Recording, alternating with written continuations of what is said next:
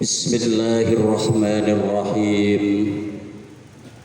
Assalamualaikum warahmatullahi wabarakatuh. Waalaikumsalam warahmatullahi wabarakatuh. Bismillahirrahmanirrahim. Bismillahi masyaallah la quwata illa billah masyaallah. Bismillahi masyaallah la quwata illa billah masyaallah. Bismillahi masyaallah la yasuqul khaira illallahi masyaallah.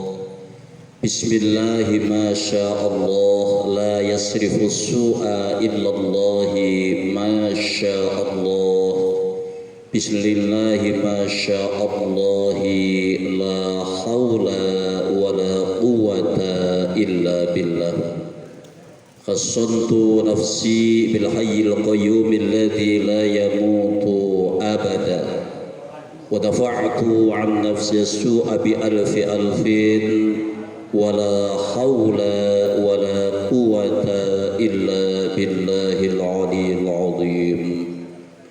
Alhamdulillah, alhamdulillahi nahmaduhu wa nasta'inuhu wa nastaghfiruh wa na'udzu billahi min syurri anfusina wa min sayyiati a'malina. May yahdihillahu fala mudilla lahu wa may yudlilhu fala hadiya lahu. Asyhadu an la ilaha illallah wahdahu la syarika lah wa asyhadu anna sayyidana wa nabiyyana Muhammadan abduhu wa rasuluh.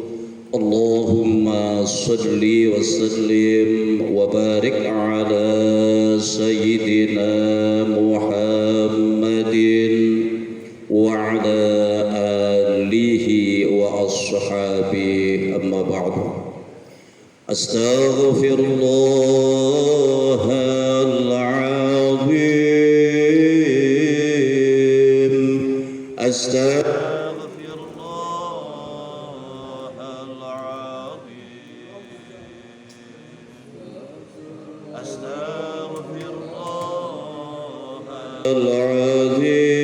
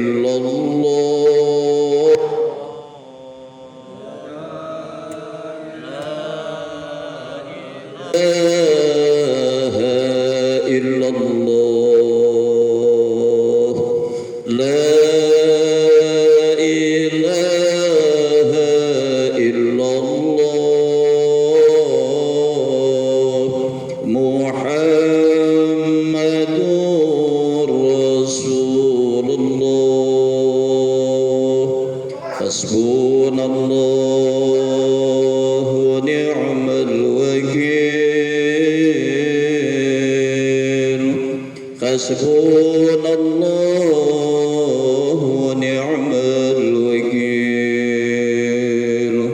Hasbunallahu wa ni'mal wakil. Ni'mal maula wa ni'mal nasir. Wa la hawla wa la quwwata illa billahil aliyyil azim. Ya Rabbi bil Mustafa balligh maqasidana waghfir lana ma madha ya wasi'al karami huwal habibul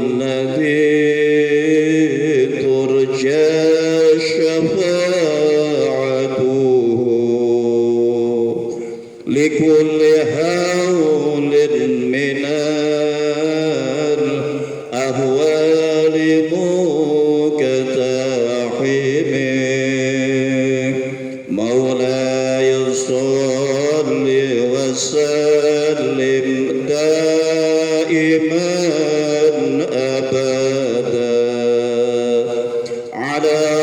حبيبك خير الخلق كلهم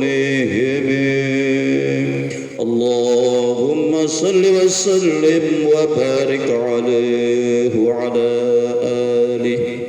بسم الله الرحمن الرحيم. لحضرة النبي المصطفى محمد صلى الله عليه وسلم وعلى أصحابه وأزواجه أجمعين.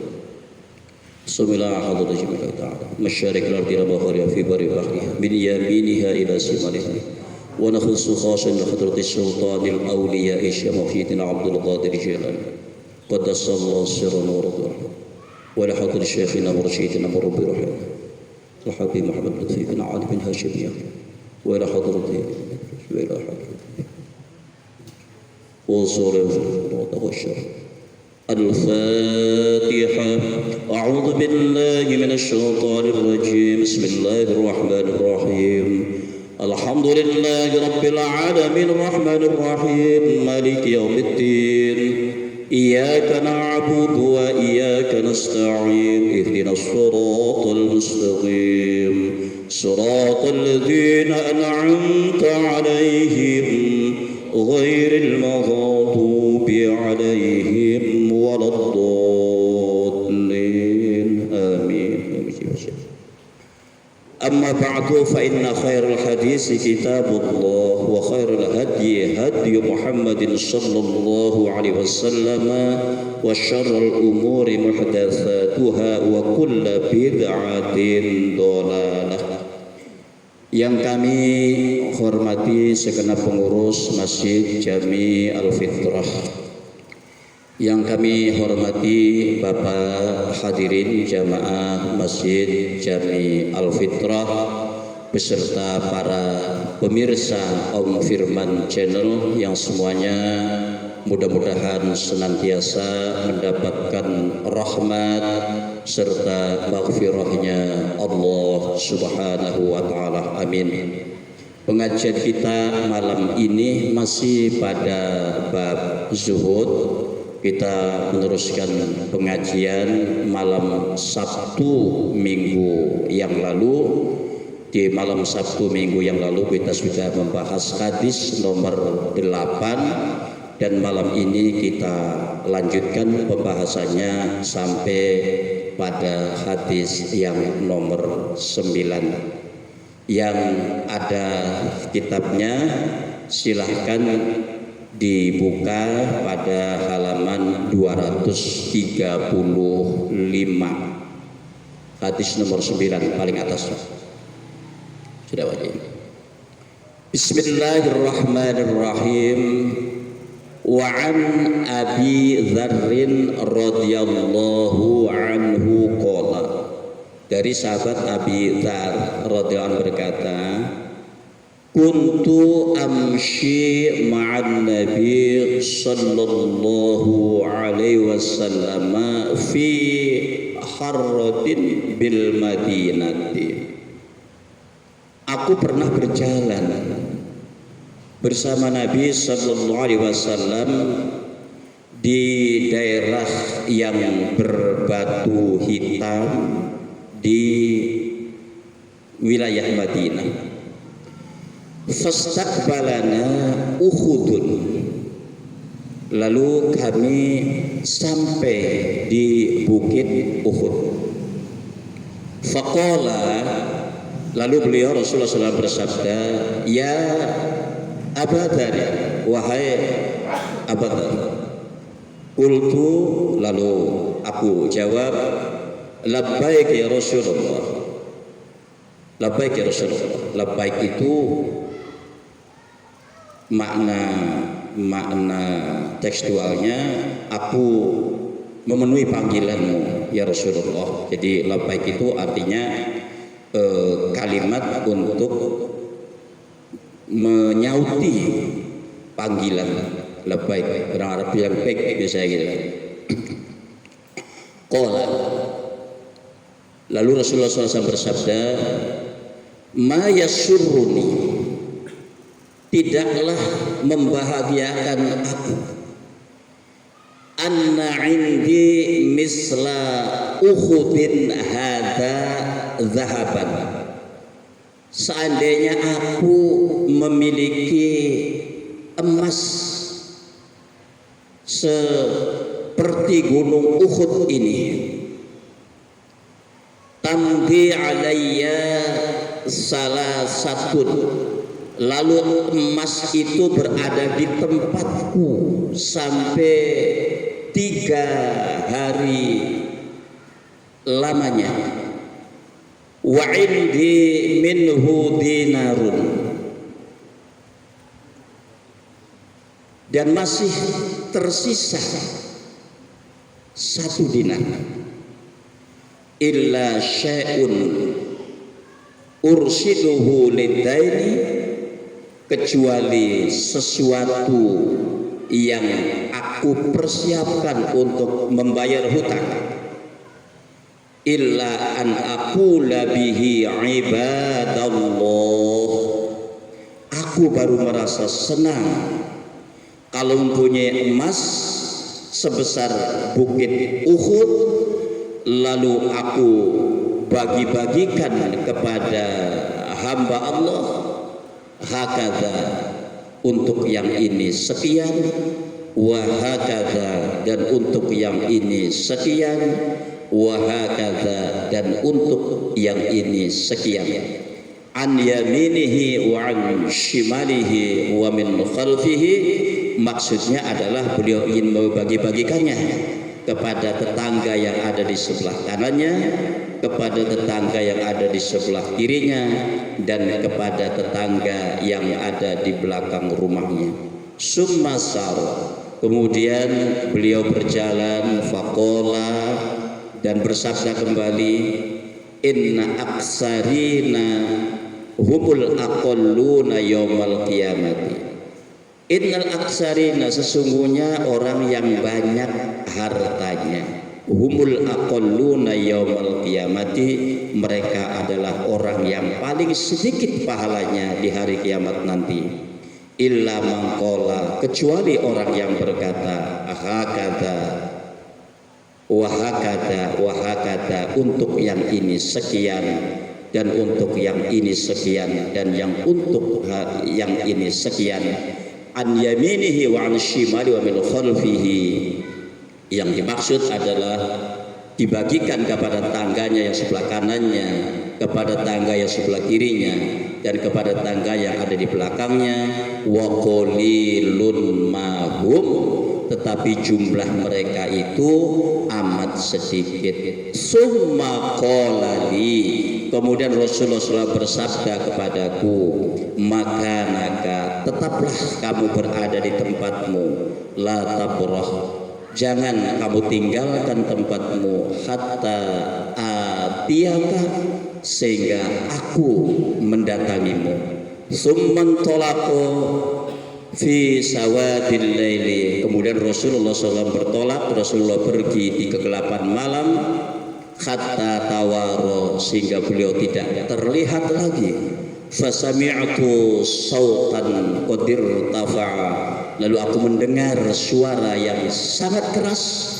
Fataqawwaftu ayyakuna ahadun qad arada lin nabi sallallahu alaihi wasallam, aku sangat khawatir kalau ada seseorang yang menghadang Nabi sallallahu alaihi wasallam.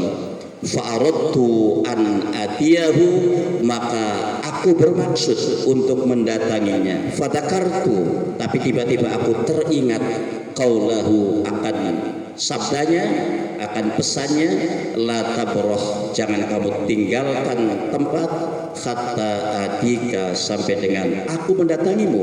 Falan abroha, maka aku pun tidak meninggalkan tempat, hatta atani, sampai dengan beliau mendatangi aku. Fakultu, lalu aku katakan, laqad sami'tu sautan taqawftu minhu, aku telah mendengar suara yang aku merasa khawatir akan suara itu. Fadakartu lahu, maka lalu aku aku beritahukan itu kepada beliau Rasulullah SAW. Faqala, lalu Rasulullah SAW bertanya, wahal sami'tahu, apakah kamu mendengar suara itu? Qultu na'am, aku jawab iya. Qala, lalu Rasulullah berkata kembali, "Dzaka Jibrilu atani." Itu adalah malaikat Jibril, dia mendatangi aku. Faqala, lalu Jibril berkata, "Man mata min ummatika la yusyrika billahi syai'an dakhalal jannah." Barang siapa yang meninggal, barang siapa dari umatmu yang meninggal dunia, la yusyrik billahi syai'an, dalam keadaan tidak mensekutukan Allah dengan sesuatu apapun, dakhalal jannah, maka dia masuk surga. Qultu, aku bertanya, kata Abu Dzar, wa in zana wa in syaraka, meskipun dia berzina dan mencuri. Qala, Rasulullah menjawab, wa in zana wa in syaraka, meskipun dia berzina dan meskipun dia mencuri. Muttafaqun alaih wa hadha lafzul Bukhari. Baik, Bapak hadirin jamaah rahimakumullah, tadi hadisnya agak panjang ya. Bingung apa enggak memahaminya? Agak panjang. Baik, begini, dari hadis yang agak panjang yang barusan kita bacakan tadi, itu setidaknya ada 4 hal yang sangat menarik untuk kita renungi dan patut kita amalkan dalam kehidupan kita sehari-hari. Apa yang 4 perkara penting dari hadis tadi? Yaitu yang pertama, hadis tadi adalah mencerminkan sifat tawaduknya Rasulullah SAW, sifat rendah hatinya Rasulullah SAW terhadap para sahabatnya. Coba perhatikan tadi, dialognya cukup lancar, dialognya baik sekali. Beliau jalan dengan Abu Dzar, lalu ngobrol, bercerita ini, itu, sebagainya. Ustaz, ya, ini kalau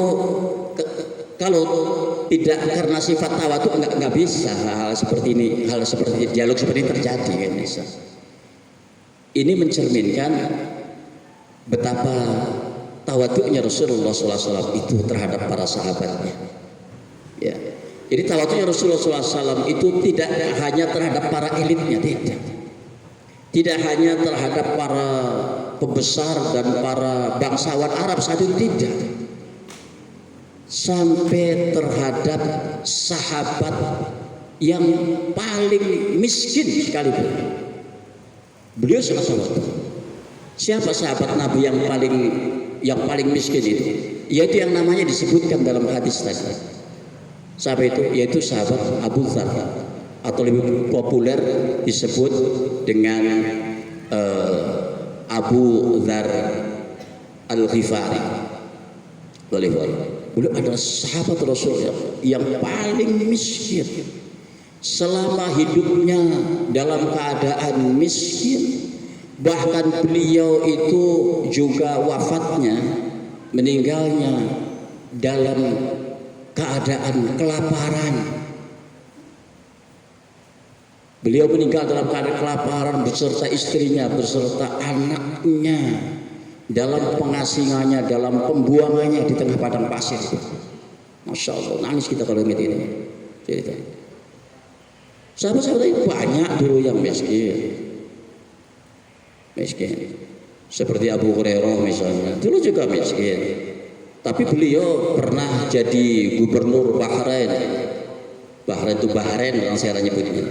Setelah jadi gubernur ya nggak miskin lagi, masih nggak kaya amat. Gitu. Ali bin Abi Thalib juga dulu miskin. Tapi beliau pernah jadi khalifah kan. Ya setelah jadi khalifah ya nggak miskin amat kan gitu. Tapi Abu Dzar ini miskin sepanjang hidupnya, sampai matinya pun dalam keadaan kelaparan di tengah pembuangannya. Kenapa Abu Dzar ini kemudian dibuang sampai dengan mati dalam keadaan kelaparan? Itu pada zaman pemerintahan Khalifah Utsman bin Affan radhiyallahu anhu. Jadi ceritanya, setelah Khalifah Umar bin Khattab radhiyallahu anhu wafat, maka jabatan khalifah itu dipegang oleh Utsman bin Affan radhiyallahu anhu. Nah, pada masa pemerintahan Khalifah Utsman bin Affan ini banyak sekali kebijakan ekonomi yang lebih menguntungkan para konglomerat, yang lebih menguntungkan para pengusaha, yang lebih menguntungkan para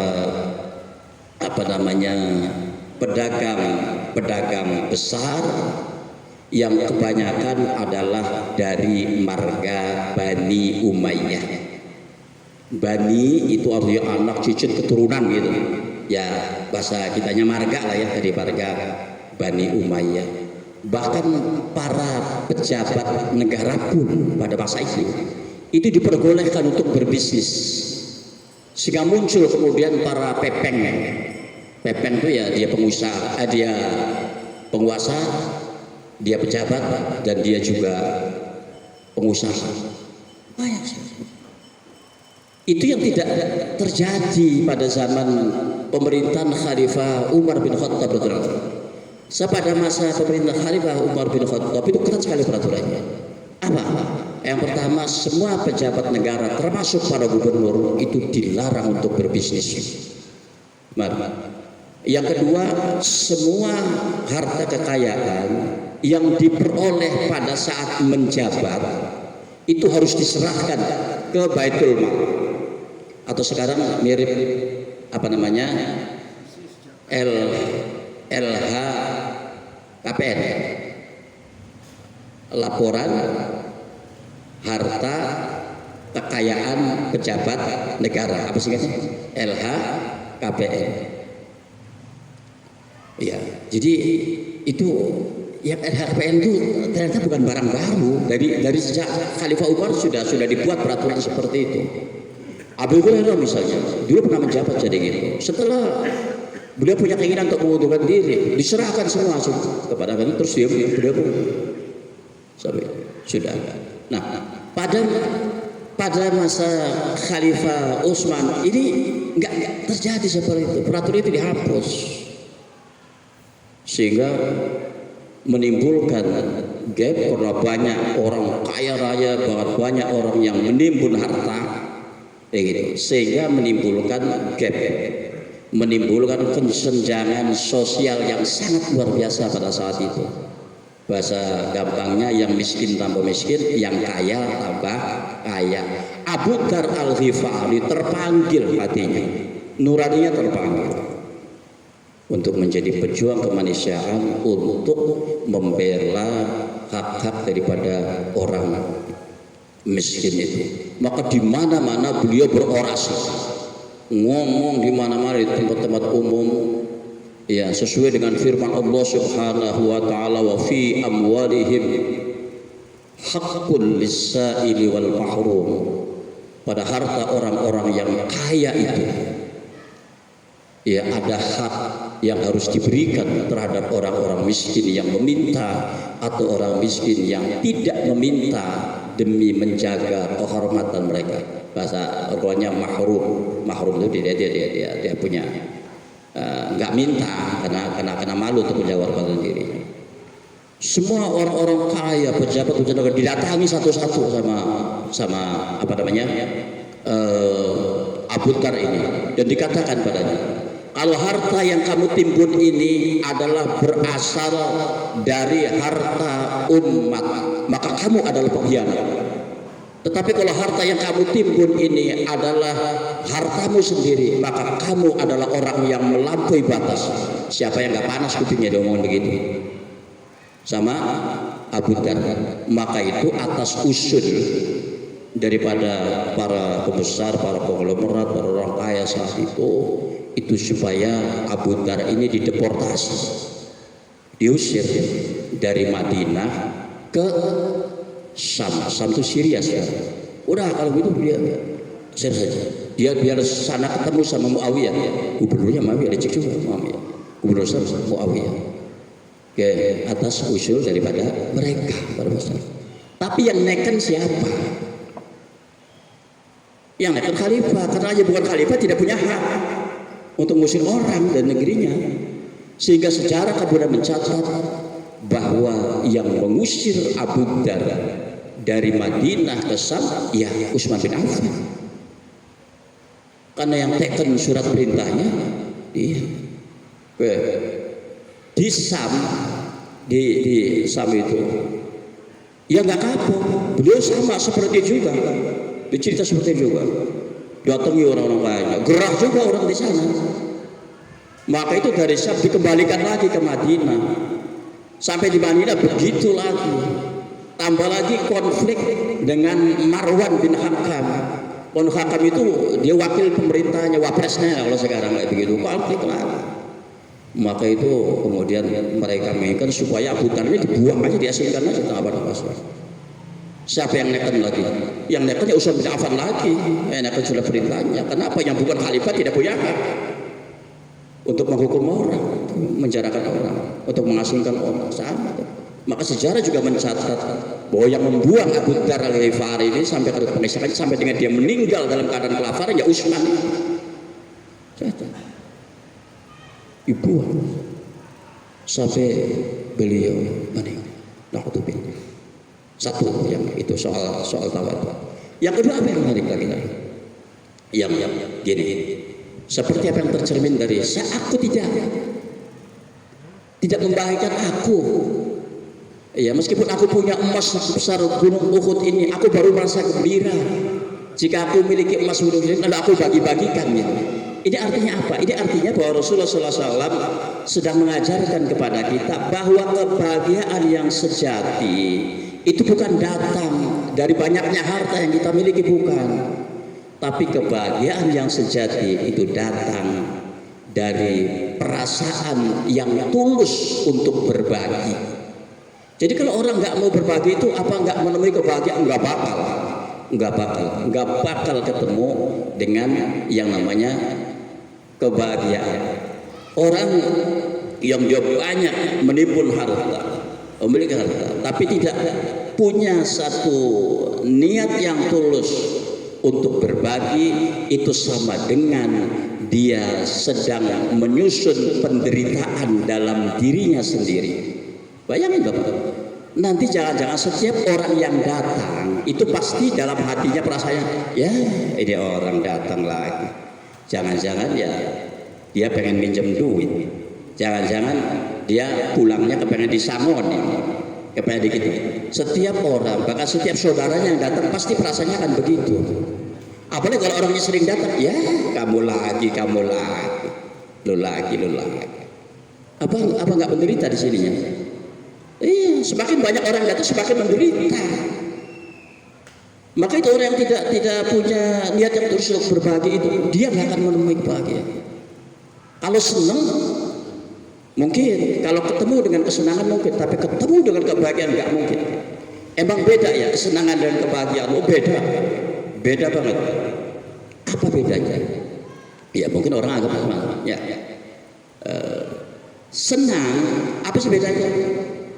Kesenangan itu sungguhnya rasa yang cenderung memberikan kepuasan sesaat sifatnya. Satu contoh begini, ada orang lama nggak ketemu dengan saudaranya, dengan tetangganya, lalu ketemu, wah senang, gitu kan? Oke, senang banget tulang salaman apa segala macam. Oke, besok ketemu lagi, masih sama nggak senangnya kayak kemarin? Besoknya ketemu lagi, biasa aja. Kesenangan. Tapi kebahagiaan adalah perasaan puas dengan hidup yang sifatnya permanen. Meskipun dua-duanya sama-sama perasaan berbeda, kesenangan kebahagiaan berbeda. Kalau kesenangan sifatnya saat, kalau kebahagiaan sifatnya permanen. Sifatnya adalah permanen. Maka itu apa kuncinya supaya seseorang bisa memperoleh kebahagiaan itu? Kuncinya dua sesungguhnya. Yang pertama adalah syukur, dan yang kedua adalah hidup selaras dengan nilai yang dianutnya. Pertama syukur. Berbagi itu adalah merupakan bentuk rasa syukur atas harta yang dikeluarkan. Tidak mau berbagi berarti dia tidak mau bersyukur, gak bakal ketemu. Yang kedua, hidup selaras dengan nilai yang dianut. Kita ini orang Islam, akan menemukan kebahagiaan kalau hidup kita ini sesuai dengan apa yang diajarkan oleh Islam. Hidupnya sesuai dengan nilai-nilai yang Islami. Kalau kita orang Islam hidupnya tidak sesuai dengan nilai-nilai keislamannya, nggak apa-apa. Kecuali bebas nilai, orang bebas nilai, orang yang sakar dewa itu ya lain lagi urusannya. Kalau kita merasa orang Islam, kita baru akan menemukan kebahagiaan kalau hidup kita ini sudah kita jalankan sesuai dengan nilai-nilai keislaman. Nilai Islam. Kalau tidak ya nggak apa-apa sama. Oke, yang apa? Baik. Orang yang senang berbagi itu rezekinya nggak akan putus, Mas. Rezekinya nggak putus. Apa sih rahasianya? Karena begini, analoginya begini, Pak. Orang yang bekerja di satu perusahaan itu makannya pada saat dia bekerja itu adalah menjadi tanggungan dari pemilik usaha itu. Ya kan, makan siangnya orang kerja di konveksi mau di pabrik di mana, makanya mesti dijamin. Yang nanggung siapa? Yang nanggung yang punya perusahaan. Seandainya ada orang yang mau menyediakan jasa catering untuk makannya orang-orang yang bekerja di situ, kira-kira dananya dicukupi apa enggak sama yang punya perusahaan? Pasti kan? Pasti. Berapa biayanya dibutuhkan? Pasti. Begitu juga kita. Semua makhluk Allah itu rezekinya adalah menjadi tanggungan Allah Subhanahu wa taala. Wa ma min dabatin fil ardi illa 'alallahi rizquha. Tidak ada satu binatang melata pun di dunia ini kecuali Allah Subhanahu wa taala yang tanggung rezekinya. Tetapi cara Allah membagikan rezekinya kepada hambanya itu bukan cara ditaburkan dari langit, bukan. Sampai sekarang juga nggak pernah yang namanya ada hujan duit, kecuali di lagunya Alatif itu deh, hujan duit. Nggak ada hujan duit, nggak pernah langit itu ada hujan emas. Jadi cara Allah membagikan rezeki kepada hambanya itu gimana? Dititipkan melalui tangan-tangan hambanya yang soleh, yang mau berbagi, dititipi oleh Allah Subhanahu wa taala. Titip melalui mereka itu. Maka itu pertanyaan kemudian, maukah kita ini menjadi agen untuk menyalurkan rezekinya Allah Subhanahu wa taala untuk para hambanya itu? Kalau itu ada dalam diri kita, kemauan itu pasti semua akan dipenuhi sama Allah Subhanahu wa taala. Tapi ketika hidup kita ini hanya untuk diri kita sendiri, siapa yang nyuplai? Maka itu ada hadis Nabi yang berbunyi, wallahu fi auni al-'abdi ma dama al-'abdu fi auni akhihi. Allah akan menolong hambanya selama sang hamba itu mau menolong sesamanya. Jadi kalau kita hidupnya hanya untuk diri kita sendiri, ya nggak akan disuplai. Sama dengan orang dia nggak menyediakan jasa catering, masa mau dijamin dananya? Ya enggak, dia jamin itu karena dia menyediakan jasa catering. Atau lalu hal yang ketiga apa? Kada waktunya pendek ya, saya singkat-singkat. Yang ketiga apa? Yang ketiga yaitu dari apa yang diperintahkan Rasulullah SAW terhadap Abu Dhar. Ini kemudian menimbulkan kaedah hukum. Rasulullah merintahkan apa? Abu Dhar, jangan pindah dari tempat sampai dengan aku mendatangimu. Oke. Ini kemudian menimbulkan, dapat melahirkan kaedah hukum yang bisa dijadikan rujukan, yang bisa dijadikan patokan jikalau orang mengalami hal yang serupa dengan itu. Dan yang serupa dengan itu banyak, sampai sekarang banyak orang yang mengalami hal-hal atau kasus-kasus yang serupa dengan itu. Misalnya begini, ada orang diamanati oleh orang tuanya atau oleh gurunya atau oleh saudaranya, udah nah aku si fulan, sebutkan amin misalnya, kamu nggak usah kemana-mana ya, kamu biar tetap di sini aja, hitung-hitung buat ngurip-urip tajuk bahasanya begitu, buat memakmurkan musola. Dimanapun juga dulu kamu juga kan punya pesantren, kamu bisa ngajarin anak-anak ngaji di situ, biar anak-anak ini ya ada yang ngajarin ngajinya. Pesannya begitu, jangan pergi kemana-mana, biar kamu bisa ngajarin ngaji anak-anak di musola. Baik, seminggu 2 minggu dia bertahan, sebulan 2 bulan masih bisa, lama-lama dia pikir, dia bingung juga. Kalau tetap di situ dapurnya nggak ngebul, anak-anaknya nggak bisa sekolah. Kenapa? Nggak ada mata pencariannya. Mata pencariannya ada di kota. Kalau dia tetap di situ, anak nggak bisa sekolah, keluarga juga dapurnya nggak ngebul, dia tidak punya penghasilan.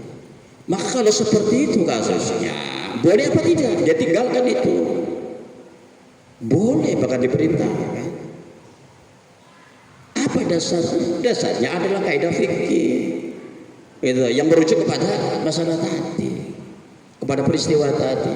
Apa kaidah fikihnya? Kalau faedahnya darul mafasid muqaddamun ala jalbil masalih, wa menghindarkan hal yang merugikan itu harus didahulukan dibandingkan dengan upaya yang bisa mendatangkan kemaslahatan. Ngajarin ngaji maslahat kan? Tapi kalau dia tetap di situ, anak sendiri nggak makan, anak sendiri nggak sekolah, maka harus didahulukan dulu menghindarkan burukannya. Ya pergi cari nafkah untuk apa? Untuk anak dan istrinya. Nah, seperti Abu Dar tadi, Abu Dar tidak pergi meninggalkan itu karena apa? Karena dia hanya sifatnya zanni, hanya sangkaan. Aku kira ada hal yang apa namanya membahayakan bagi Rasulullah SAW, bukan melihat langsung, bukan kenyataan. Nah, kalau sifatnya zanni, kalau perkiraan, maka tidak boleh. Nah, tadi kan boleh, karena bukan perkiraan. Kalau benar-benar di situ ya benar-benar dia nggak punya sama sekali, nggak bisa nafkahi keluarga, maka dia boleh. 2. Oke, satu lagi apa? Yaitu Rasulullah kepada kita mengenai pentingnya menjaga iman dari masalah-masalah kemusyrikan. Siapa umatmu, kata malaikat Jibril kepada Rasulullah, yang meninggal dalam keadaan tidak mensekutukan siapapun, dia akan masuk surga. Abu Dar bertanya, meskipun dia berzina, meskipun dia mencuri? Iya, meskipun dia berzina, meskipun dia mencuri. Artinya apa? Orang selama imannya di sini masih ada, meskipun dia pernah melakukan perbuatan dosa seperti berzina, seperti mencuri, dia akan masuk surga. Meskipun harus transit dulu di neraka untuk apa namanya menghabiskan dosa transit, tapi masih di situ. Nah, musyrik itu adalah dosa yang tidak diampuni oleh Allah Subhanahu wa Ta'ala. Di sini orang banyak bingung. Kenapa? Karena baca ayatnya itu tekstual. Ya seperti itu. Orang musyrik itu dosanya nggak diampuni. Lalu orang akan bertanya, kalau orang yang terlanjur mengerjakan kemusyrikan, lalu gimana gitu? Nah, ini kalau salah memahaminya bahaya. Bisa menimbulkan keputusasaan, lalu akan berkata saya terlanjur buat kemusyrikan kayak gitu kan. Yang lagi itu mau gimana lagi, nasi udah jadi bubur katanya. Loh, ini maka harus dipahami di sini konteksnya bagaimana. Yang dimaksud Allah tidak mengampuni dosa kemusyrikan itu artinya Allah tidak mengampuninya di akhirat nanti. Bukan Allah tidak mengampuninya di dunia, bukan. Artinya orang yang melakukan kemusyrikan kemudian dia meninggal dunia sebelum dia bertobat dari kemusyrikannya itu, maka dosanya tadi tidak diampuni oleh Allah Subhanahu wa Ta'ala. Tetapi orang yang pernah berbuat kemusyrikan kemudian dia bertobat, ya kan? Maka Allah terima tobatnya, dosanya diampuni Allah Subhanahu wa Ta'ala, dia masuk dalam surga. Sahabat-sahabat Nabi Sallallahu Alaihi Wasallam juga dulu banyak pada masa jahiliyah, pada masa sebelum mereka masuk Islam itu banyak mereka yang juga melakukan kemusyrikan, banyak, termasuk Umar bin Khattab sendiri juga banyak melakukan kemusyrikan. Itu sehingga apa? Tapi kemudian begitu masuk Islam, beliau bertobat dan Allah ampuni tobatnya, sehingga Rasulullah menyatakan Umar bin Khattab adalah salah satu orang dari 10 sahabat Rasulullah SAW yang dijamin masuk surga. Oke, sedikit saya minta waktu 1-2 menit lagi. Kemudian mengenai kemusyrikan ini, Rasulullah SAW pernah bersabda, kata Rasulullah, maukah kalian aku beritahukan terhadap sesuatu yang paling aku takutkan ini terjadi atas kalian, ini menimpa kalian dibandingkan dengan fitnahnya Dajjal. Sahabatnya bertanya, tentu ya Rasulullah, apa itu? Rasulullah mengatakan, yaitu syirik khafi, syirik yang tersembunyi. Sahabatnya bertanya lagi, apa itu syirik khafi, syirik yang tersembunyi? Itu ria. Ria itu orang yang beribadah karena niat ingin dipuji. Lalu Rasulullah meneruskan sabdanya, yaitu orang yang berdiri untuk sholat, lalu dia memperbaiki sholatnya karena dia melihat di belakangnya ada orang yang sedang memperhatikannya. Jadi kalau sholatnya, kalau ada yang merhatiin, Allahu Akbar, sujudnya lama, ini lama. Kenapa yang dipuji? Memperbaiki ibadah itu diperintahkan. Sebagaimana kalimat doa yang sering kita baca, Allahumma a'inna ala dzikrika wa syukrika wa husni ibadatik. Ya Allah, ya tolong aku, beri pertolongan kepada kami, tolong kami agar kami bisa dapat senantiasa berzikir kepadamu, ya, dan mensyukuri nikmatmu serta memperbaiki ibadahku kepadamu, tetapi bagi karena Allah. Nah, kenapa ria itu disebut dengan syirik khafi, syirik yang tersembunyi? Syirik itu mempersamakan Allah dengan selainnya, ya, mempersamakan dengan yang lainnya. Kalau mempersamakan Allah dengan dirinya, musyrik apa enggak? Ya sama. Mempersamakan gimana? Yang berhak untuk dipuji adalah Allah. Sekarang dirinya sendiri kepengen dipuji, artinya sama dengan mempersamakan dirinya itu dengan Allah Subhanahu wa Ta'ala. Kalau ada orang punya rumah ini punya saya, memang dia punya dia. Terus tiba-tiba ada orang datang, rumah ini juga punya saya, kata dia. Bertengkar apa enggak? Bisa bertengkar. Bisa bertengkar. Orang banyak melakukan hal seperti itu. Seperti itu, yang haknya Allah mau diambil dia. Ya, baik. Yuk kita tutup dulu ya, kan sudah. Astaghfirullahaladzim, astaghfirullahaladzim. Allahumma salli ala habibina wa syafina kirimdana. Salim wa radiyallahu ta'ala an sadatina ashabi rasul ajma'in. Bismillahirrahmanirrahim. Alhamdulillah hamdan yuafi fi mazida. Ya Rabbana lakal hamdu kama yanbaghi lijalika al-karim 'azim sultanik. Allahumma salli ala sayyidina Muhammadin salatan tunjina biha min jami'il afat wa taqdilana biha jami'al hajat wa tutahhiruna biha min jami'is sayyi'at wa tarfa'una biha indaka 'ala darajat wa tuballighuna bi asl khairin khairat al-hayat wa ba'd al-mamat. Allahumma lil haqq haqqan warzuqna ittiba'ahu wa rinal batila batil warzuqna ijtinabah. Allahumma nawwir qulubana bi nuri hidayatin kama nawwartal arda bi nuri syamsi abadan abada bi rahmatika ya arhamar rahimin. Allahumma iftah qulubana futuhal arifin. Allahumma iftah qulubana futuhal arifin. Allahumma iftah qulubana futuhal arifin. Rabbana atina fid dunya hasanah wa fil akhirati hasanah wa qina adzabannar wa adkhilna jannata ma'al abrar ya aziz ya ghaffar ya rabbal alamin.